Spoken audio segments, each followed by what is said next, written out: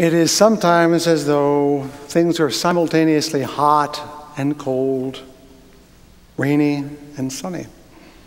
Which, if you remember your high school science, is exactly how rainbows happen. You need both sunshine and rain at the same time. Of course, you have to be in the right place to see the rainbow. You have to be between them, between the sun and the rain.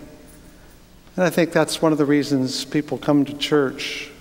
Maybe it's the reason you come here, to find the place between the sun and the rain, between the sadness and the gladness, between the hope and the dismay, between the faith and the doubt. Because you have to stand there to catch the rainbow, the promise. That's why I always start my sermons with a few words to remind myself that I stand between you and a hard place. May these words of my mouth and the meditations of my heart be found true in thy sight as well as thy sight, you who are my rock and my redeemer. As Evie Bowers reminds us, and we hear often, we are here to free the mind and grow the soul and change the world, which is what makes us a liberal church, because other communities are not as invested in all of those things, and we are invested in them equally. Now, this is not new for most of you in this room, but some of you are new here today, and you need to know what kind of place this is and why it's important. Because you see, in the end, it isn't a place that is decided by what you believe or what you don't believe. People say, well, you don't believe in God, and I say, you haven't talked to all my members yet, have you? Well, you're not Christian. I said, well, you haven't talked to all my members yet, have you? Well, you're not really a church. And I said, then you haven't talked to most of my members, have you? Because we're not about what you think we are. It's about who we are, not what we believe. It is the deed, not creed part. It is the act, not the thought about the act that matters. We measure people by how they live, not how they think. Not that thinking is unimportant, au contraire. One of the reasons we're doing this scripture study all through the year is because it's part of freeing the mind, not just to free you from something, because people can be relatively absorbed in particular texts, but these documents out of the Jewish, Christian, and Islamic traditions have shaped our culture, formed our history. To know them is to know something about the world in which you live, and therefore something about yourselves. Whether you like them or not, they're out there exerting influence, and your failure to know about them is like driving through the countryside without a map. You won't know where you are until you don't know where you are. For example, the Torah portion, of which I read a portion today, tells us that Israelites must give of their first fruits every year. They use those words when they come to the temple. I was a wandering Aramean, and that's why I'm here to give my first fruits. And that those first fruits were to go to the strangers, the orphans, and the widows in their community. People who, because they did not have families, would starve.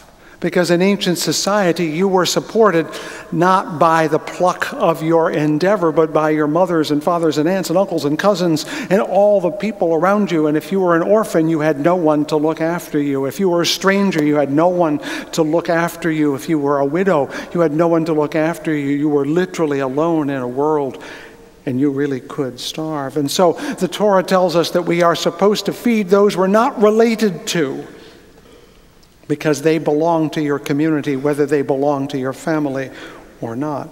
Now, if you go to the Christian portion of today's gospel, you'll hear a parable. It's an interesting parable because it makes no sense. I like the ones that don't make any sense because they keep making you scratch your head.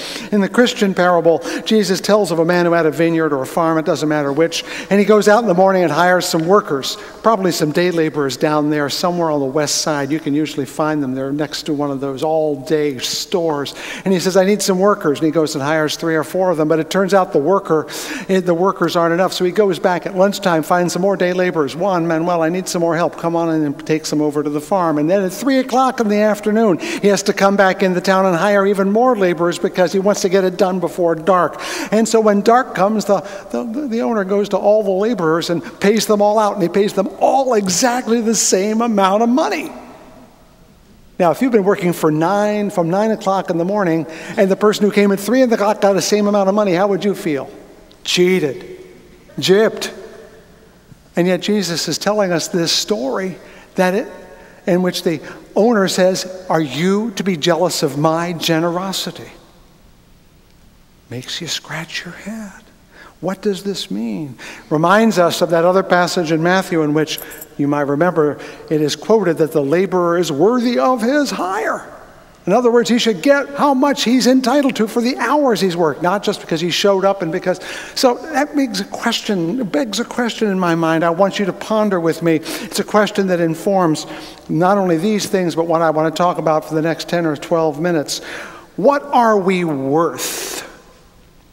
Who gets to decide what we're worth? The person who hires us on the street corner? Do you get to set your own worth? All three Abrahamic traditions, if you read them carefully, will say every life is precious. In fact, there's a Jewish proverb that says you should keep two pieces of paper in your pocket. The one on your left should say, I am made of dust and ashes. And the one on your right should say, for you the world was created. And whatever happens to you, pull out the one that's different from the way you feel.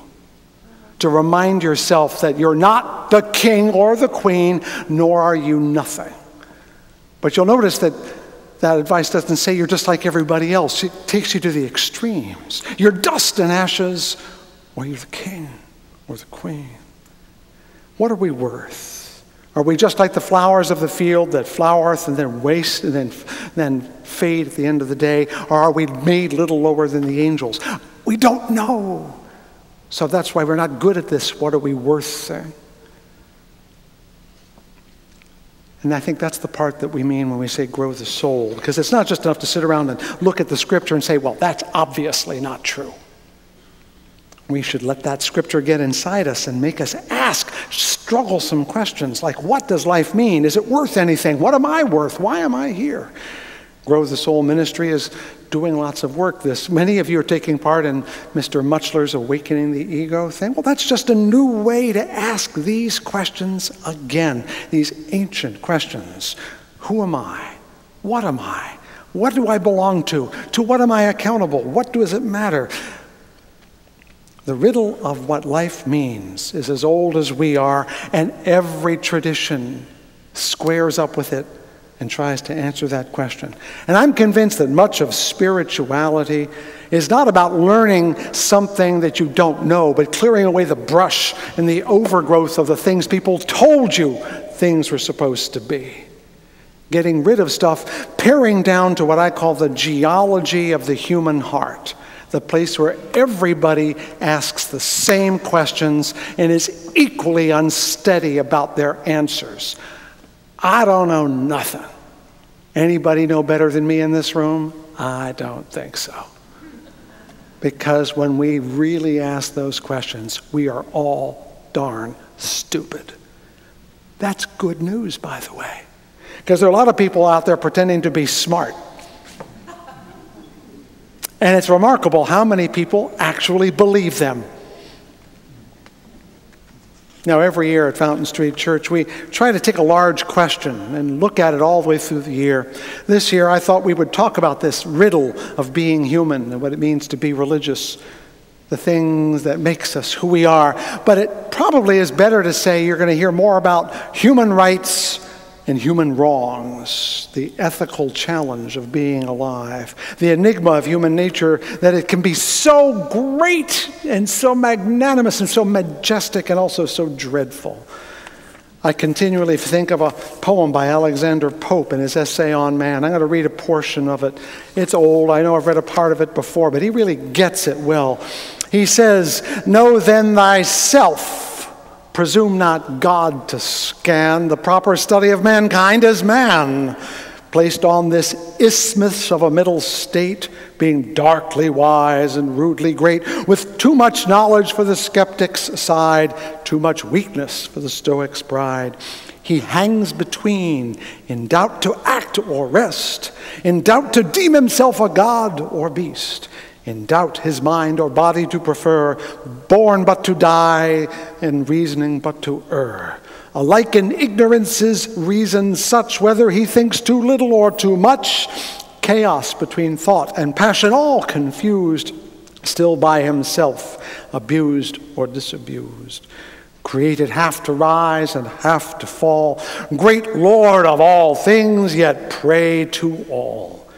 Sole judge of truth, in endless error hurled, the glory, jest, and riddle of the world. We're messed up.